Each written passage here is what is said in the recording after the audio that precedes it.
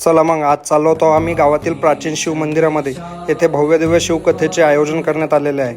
माझ्यासोबत इथं आलेला होता बाबूराव उर्फ सागर. तो म्हणे तुनं तर नवीन आयफोन घेतला, तुला त्या सिनेमॅटिकवाल्या सारखे व्हिडिओ बनवता येतात काय? म्हटलं येत तर नाही गाड्या, पण काढून पाहू एक दोन व्हिडिओ. मग काय काढला आयफोन, घेतले 2-4 व्हिडिओ काढून. काही बाहेरून काढले, काही शिवलिंगाचे काढले, काही आतून काढले कोरीव कामाचे व्हिडिओ. तुम्हाला सांगतो हे गावातील जुनं आणि प्राचीन शिवमंदिर आहे. यावर्षी इथं भव्य दिव्य असे शिवकथेचे आयोजन केलेले आहे. इथली शिवलिंग इतके आकर्षक आहे की डोळ्यातच भरून जाते. बाजूलाच अजून एक इथं छोटंसं मंदिर आहे. मंदिरामध्ये परिहार सर पहारा देत होते. म्हटलं सर तुमचाही व्हिडिओ घेतो. बोराळे सर मग मीनं काय पाप केलं, मलाही घ्या. मंदिरातले व्हिडिओ काढून आम्ही आलो बाहेर. तर बाबूराव म्हणे चाल तुला हे गुफा दाखवतो. म्हटलं गुफा आहे, विहीर आहे की काय आहे, काही मला समजून नाही राहिलं. पण तू चाल, मी तुझ्या मागे मागे येतो. त्यातल्या त्यात बाबूरावचा अंदरला जीव भेट जाय.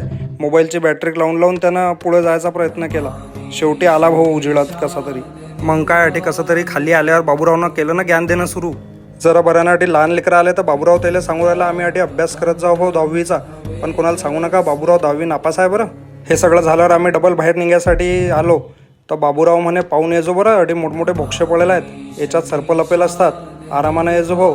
तू तुझे पाहिजो, मी तर चाललो बाहेर. बाबूराव एकदम जोरानं निघून चालला गेला बाहेर. या मंदिरात चालू असलेल्या शिवकथेमध्ये रोज भंडाऱ्याचे आयोजन केलेले आहे. पहिले हा तर व्हिडिओ पहा, मग तो टाकतो. व्हिडिओ जर आवडला असेल तर फॉलो करा, लाईक करा आणि शेअर करा. आपल्यालाही व्हायरल होणं आहे. भेटू पुढच्या व्हिडिओमध्ये. धन्यवाद.